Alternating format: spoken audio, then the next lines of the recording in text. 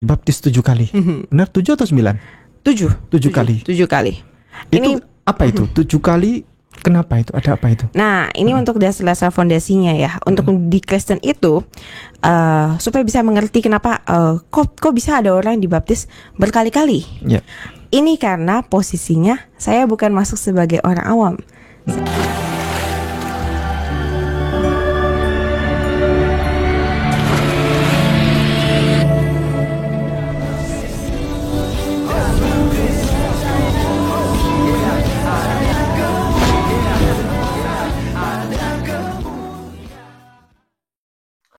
Bismil abi wal ibni wal ruhil kudus ilahu wahid.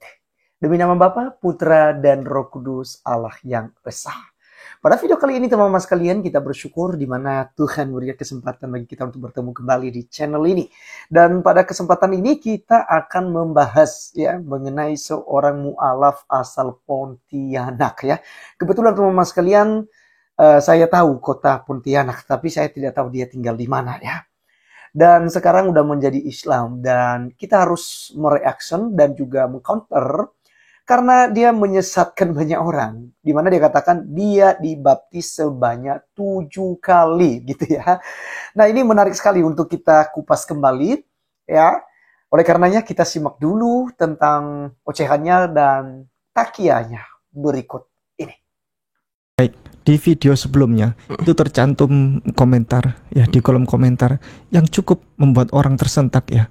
Mungkin saudara kita dari Kristen Katolik bertanya-tanya, ini bener nggak gitu kan? Jangan-jangan bohong. Terutama tentang dibaptis 7 kali. Benar 7 atau 9? 7 kali. 7 kali. Itu apa itu? 7 kali. Kenapa itu? Ada apa itu? Nah, ini untuk dasar fondasinya ya. Untuk di Kristen itu supaya bisa mengerti kenapa kok bisa ada orang yang dibaptis berkali-kali. Ya. Ini karena posisinya saya bukan masuk sebagai orang awam. Saya bukan masuk sebagai jemaat. Saya masuk sebagai part dari penyembah. Penyembah tertinggi. Karena di gereja itu hal yang paling khusyuk, hal yang paling penting adalah keseluruhan proses ibadah tersebut. Yang pertama yang paling penting adalah khotbah, yaitu pendeta. Itu kenapa pendeta harus sekolah. Harus sekolah STH. Nah, yang di mimbar-mimbar itu semuanya itu harus sudah dikuduskan istilahnya. Dan dikuduskan itu dalam maksud seperti begini. Setiap gereja di Kristen itu mempunyai fondasi mereka yang berbeda-beda. Mereka punya ajaran terkhusus yang mereka sendiri dan konsep keimanan mereka yang juga terdetail secara sendirinya. Kenapa saya harus dibaptis sampai 7 kali? Karena saya yang memegang setengah dari alur penyembahan dan setengah dari ibadah. Itu ditentukan oleh penyembahan di depan. Kalian bisa mengerti khotbah atau tidak, kalian bisa hati kita akan bisa terbuka untuk bisa mendengarkan khotbah dengan baik adalah jika penyembahannya itu benar dan tepat. Jadi setiap baik pemusik di mimbar itu ada worship leader, urutannya worship leader, pemusik dan singer. 3 komposisi ini harus tiga-tiganya.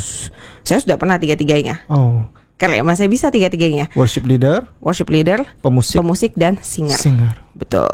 Nah, itulah kenapa saat saya berpindah gereja dan di situ saya memegang posisi pianis utama, saya harus dibaptis ulang. Karena saya beda gereja karena saya harus mengerti konsep keimanan gereja itu apa. Dan saat dibaptis itu, sebelum dibaptis, pelajaran itu yang harus kita diajarkan. Jadi istilahnya kalau mau jadi pengacara itu harus punya sertifikat hukum. Betul. Sekolah pengacara. Harus sekolah pengacara dan harus disertifikasi secara berkala. Betul. Begitu juga yang sama dengan di gereja. Saat kita memasuki gereja baru, kalau saya ingin masuk ke mimbarnya, saya harus mengerti jelas apa. Itu kenapa saya bisa baptis sampai 7 kali dan punya 7 nama baptis yang berbeda. Contoh. Seingat saya nama saya itu ada Esther. Satu tuh Esmeralda. Satunya lagi saya cuma ingat 3. Satunya lagi Elianos atau sesuatu. Saya lupa. Yang ketiga saya lupa. Ya, teman-teman sekalian, itulah yang kita sudah dengarkan bersama dengan ocehannya dan takiyah yang dibangun oleh seorang mu'alaf ini. Sebenarnya si Jesslyn ini itu masih muda sekali teman-teman sekalian ya. jauhlah adik saya. Dan wajar saja kalau masih labil dan gampang dibodoh-bodohi karena memang tidak mengerti tentang kekristenan. Dan ini celakanya teman-teman sekalian kalau orang tua tidak memperhatikan ini ya mengenai anak-anaknya. Jadi oleh karena itu teman-teman kita akan menjawab beberapa hal dari kebohongannya ini. Yang pertama teman-teman sekalian, dia katakan bahwa dia dibaptis 7 kali, bahkan punya nama baptis ya. Ada Esther, ada Esmeralda, dan ada Alianus, dan lainnya itu ada sesuatu gitu. Apakah termasuk namanya juga sesuatu? Ya, jadi pertama-tama teman sekalian ini harus kita perhatikan. Tidak ada sejarahnya sampai pada detik ini, ya. Tidak pernah ada orang yang dibaptis sampai 7 kali. Ini fix. Ajaran sesat dan apabila benar gereja-gereja yang membaptis dia. Tapi saya dengar ya. Ada dia masuk ke gereja GBI gitu, GPDI. Kemudian dia masuk ke gereja Tiberias gitu ya. Dan lain sebagainya gitu. Tapi saya lihat gereja-gereja ini tidak membaptis sampai 7 kali. Yang setahu saya, baptisan yang dilakukan itu oleh gereja-gereja tersebut adalah sampai 2 kali. Contoh, misalnya ada orang yang dibaptis percik. Dan ketika dia bergabung di karismatik, ada beberapa gereja karismatik yang mengharuskan untuk dibaptis ulang. Dan secara selam gitu ya. Karena paham gereja itu teman-teman sekalian ada 2. Saya sih tidak mempersoalkan itu teman-teman ya. Yang pertama, ada yang bilang, saya tidak akui baptisan anak ataupun baptisan percik ya gitu. Kedua yang diakui adalah harus diselam gitu ya, seperti Tuhan Yesus Kristus waktu dibaptis. Dan juga untuk melakukan baptis ini adalah untuk orang dewasa, bukan untuk anak-anak ya, apalagi balita yang tidak tahu apa-apa, mungkin umur 2 bulan 3 bulan ya, begitu teman-teman. Nah, jadi sampai paling banyak 2 kali saja gitu ya. Nah, yang kita lihat justru dia katakan dibaptis sampai 7 kali. Dan ini sebenarnya adalah fitnah dan dusta. Tapi kita tidak heran. Karena memang Alkitab katakan bahwa bapaknya adalah iblis. Karena iblis itu pendusta sejak semula. Dia pembunuh sejak semula. Dia perusak sejak semula. Nah ini udah menjadi antek-anteknya si Jesslyn ini. Ya, itu yang pertama teman-teman sekalian. Jadi sekali lagi tidak ada pembaptisan sebanyak 7 kali gitu. Lalu dia katakan bukan masuk sebagai orang awam ya, atau sebagai jemaat biasa, tapi dia adalah pemegang penyembahan tertinggi. Wah, ini dia yang janggal dan ini juga tidak pernah ada di dalam gereja ya. Jadi kalau yang worship leader itu setara semua teman-teman sekalian. Kecuali pelatihnya, mungkin ibu gembalanya gitu. Tapi setelah itu kan, setelah udah mereka paham, ya sama saja. Tidak ada yang pemimpin tertinggi, tidak ada yang penyembah tertinggi. Bahkan dia katakan tadi ya, dia memegang setengah daripada peribadatan itu. Tergantung dari dia, gitu ya. Wah, ini udah rusak ya. Otaknya udah rusak kalau sampai demikian, gitu ya. Jadi bukan di situ pusatnya dalam worship leader. Tetapi dari firman Tuhan. Ya, dari firman Tuhan. Jadi tidak ada yang lebih dipentingkan. Semua setara. Kalau mungkin kita lebih melebihkan ya dalam sebuah peribadatan adalah ya firman Tuhannya dong. Ya, itu yang paling terutama di dalamnya. Tetapi ya kita tidak kemudian mengatakan oh ini lebih penting daripada yang itu. Semua mulai dari awal sampai akhirnya semuanya penting dalam peribadatan, dalam liturgi.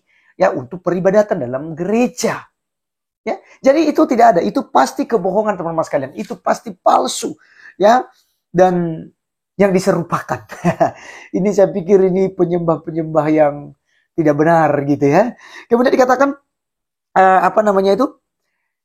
Dia ya dibaptis itu karena katanya itu ya saya catat tadi itu dikatakan oh dia pindah-pindah gereja. Nah, ini yang merupakan kejanggalan juga.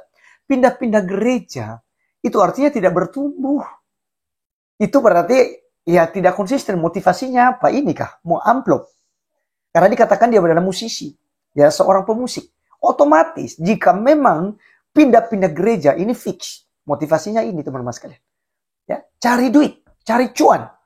Ya, untuk pindah-pindah gereja. Mungkin ya PK-nya kecil ya di gereja yang satu, nggak setia di situ, pindah ke gereja lain, nggak setia lagi di situ, pindah ke gereja lain. Tapi ingat, tidak ada gereja yang membaptis sampai 7 kali. Ya, itu omong kosong. Yang terakhir dia katakan bahwa nama baptisnya tadi ada Esther, ada Esmeralda, ada Elianus, ada sesuatu dan lain-lain.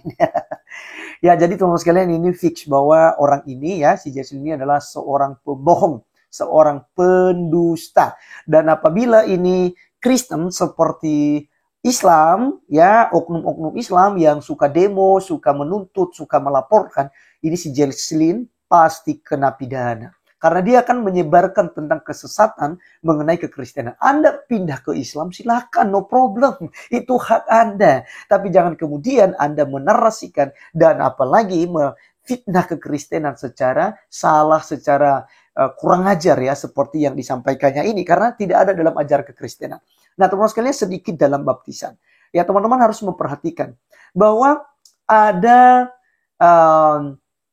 baptisan itu yang dilakukan, ya. Kalau saya secara pribadi teman-teman sekalian, saya lebih setuju ya dengan baptisan dilakukan secara akil balik. Artinya orang yang bersangkutan sudah akil balik, sudah paham tentang imannya, barulah dia dibaptis gitu ya. Jadi waktu dia kecil itu saya lebih setuju dia diserahkan saja kepada Tuhan.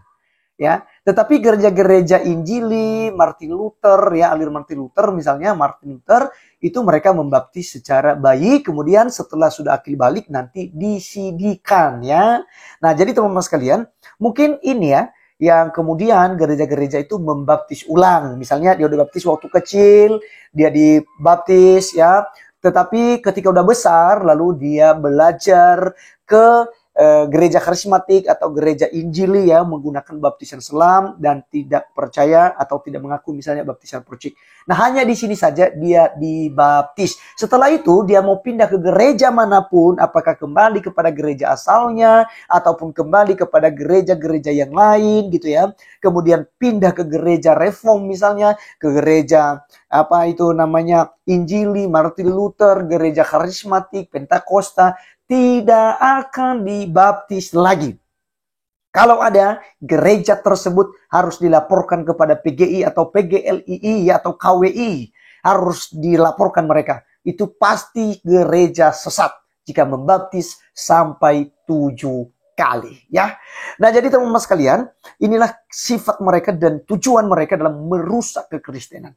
Maka inilah tugas kita bersama, bukan tugas saya saja, tapi tugas semua para apologet. Oleh karenanya dukung dan juga tetap doakan agar kita tetap diberikan hikmat, kekuatan, kemampuan, kesehatan untuk mengcounter, untuk menjawab ya ajaran-ajaran sesat seperti ini.